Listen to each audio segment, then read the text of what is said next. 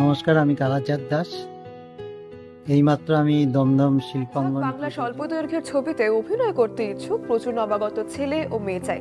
আগ্রহীরা আজই হোয়াটসঅ্যাপে নিজেদের ছবি ও বায়োডেটা পাঠাও 9477924272 নম্বরে।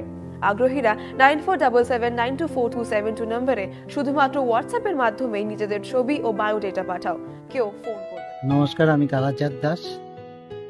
এইমাত্র আমি দমদম শিল্পাঙ্গন প্রযোজিত নাটক ভূমিকন্যা নাটকটি দেখলাম।